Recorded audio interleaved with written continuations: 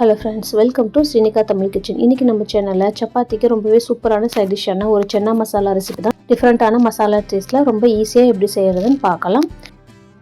சென்னா மசாலா பண்ணுறதுக்கு நான் இன்றைக்கி 1/2 கப் அளவுக்கு வெள்ளை சுண்டலை 8 மணி நேரம் முன்னாடி நல்லா ஊற வச்சுட்டு தண்ணி உப்பு சேர்த்துட்டு இந்த மாதிரி நல்லா ஒரு 4லேருந்து 5 விசில் வரைக்கும் விட்டு இறக்கி வச்சுருக்கேன். நல்லா இந்தளவுக்கு சாஃப்டாக வெந்து வரணும், அந்தளவு வேக வச்சு எடுத்துக்கோங்க.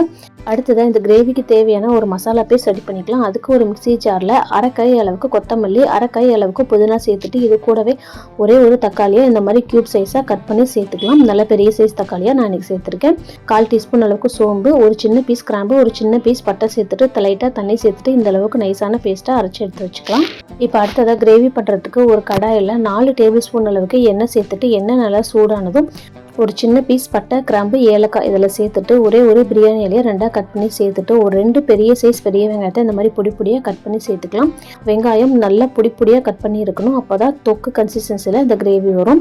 அடுப்பாக ஹை ஃப்ளேமில் வச்சுட்டு வெங்காயம் நல்லா கோல்டன் கலரில் வர வரைக்கும் வதக்கி விட்டுக்கலாம். பாருங்கள், இந்த அளவுக்கு நல்லா வதங்கி இருக்கணும்.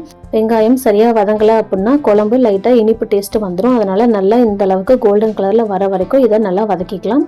இந்த அளவு வதக்கினதுக்கு அப்புறமா இதில் 1 டீஸ்பூன் அளவுக்கு இஞ்சி பூண்டு பேஸ்ட் சேர்த்துட்டு இது கூடவே நம்ம அரைச்ச புதினா மல்லி பேஸ்ட்டை சேர்த்துக்கலாம். சேர்த்துட்டு நல்லா எண்ணெயிலேயே மசாலா எல்லாமே எண்ணெய் பிரிஞ்சு வர வரைக்கும் இதை வதக்கி விட்டுக்கலாம்.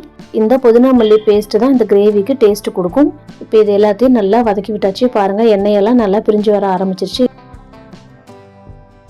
இப்போ இதில் மசாலா பொடியெல்லாம் சேர்த்துக்கலாம். 1 டீஸ்பூன் அளவுக்கு தனி மிளகாத்தூள், 1 டீஸ்பூன் அளவுக்கு முழு மல்லித்தூள், 1/4 டீஸ்பூன் அளவுக்கு மஞ்சத்தூள், 1/2 டீஸ்பூன் அளவுக்கு சீரகத்தூள், 1/2 டீஸ்பூனுக்கு கொஞ்சம் மேலே சிக்கன் மசாலா இல்லாட்டி கரம் மசாலா சேர்த்துக்கலாம். சேர்த்துட்டு இது எல்லாத்தையும் நல்லா அந்த மசாலாவோடையே ஒரு டைம் நல்லா பரட்டி விட்டுறலாம்.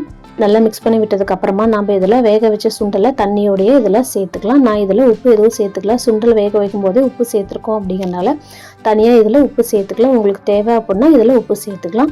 இப்போ இதை நல்லா மிக்ஸ் பண்ணி விட்டதுக்கு அப்புறமா 1 டீஸ்பூன் அளவுக்கு டொமேட்டோ கெச்சப் சேர்த்துக்கலாம். நல்லா ஸ்வீட்னஸ் கொடுக்கும், இந்த கிரேவிக்கு டிஃப்ரெண்ட்டான ஃப்ளேவரும் கொடுக்கும். டொமேட்டோ கெச்சப் சேர்க்குறப்ப லைட்டாக ஸ்வீட்னஸ் கொடுக்கும், நல்ல ஃப்ளேவரும் கொடுக்கும் கிரேவிக்கு. இது எல்லாத்தையும் நல்லா மிக்ஸ் பண்ணி விட்டதுக்கு அப்புறமா அடுப்பை மீடியம் ஃப்ளேமில் வச்சுட்டு ஒரு 5லேருந்து 7 நிமிஷம் வரைக்கும் இந்த கிரேவியை நல்லா திக்காக விட்டுறலாம். இந்த கிரேவியிலிருந்து லைட்டாக எண்ணெய் பிரிஞ்சு வரும், அது வரைக்கும் இதை நல்லா திக் பண்ணி விட்டுறலாம். இப்போ பாருங்கள், நல்லா திக்காகி வந்திருக்கு. இதுக்கு மேலே திக் பண்ண வேண்டாம், இதுவே கரெக்டான கன்சிஸ்டன்சியில் இருக்கும். இப்போ கடைசியாக இதை இறக்கிறதுக்கு முன்னாடி ஒரு 2 டீஸ்பூன் அளவுக்கு கசூரி மெத்தியை நல்லா கையிலே நல்லா க்ரஷ் பண்ணி இதில் சேர்த்துக்கலாம். கசூரி மெத்தி சேர்க்குறப்ப நமக்கு நார்த் இந்தியன் ஸ்டைலில் செய்கிற கிரேவி ஃப்ளேவர் கிடைக்கும். அவ்வளோதான், நம்ம ரொம்ப சிம்பிளான சென்னா மசாலா ரொம்ப குயிக்காக ரெடி ஆகிடுச்சு. சப்பாத்திக்கு ரொம்ப டேஸ்ட்டாக இருக்கும், ரொம்ப ஈஸியாக செய்கிறதுக்கோட புதினா மல்லி ஃப்ளேவரோட ரொம்ப சூப்பராக இருக்கும் சாப்பிட்றதுக்கு. இந்த சென்னா மசாலா ரெசிபியை உங்கள் வீட்லேயும் கண்டிப்பாக ட்ரை பண்ணி பாருங்கள்.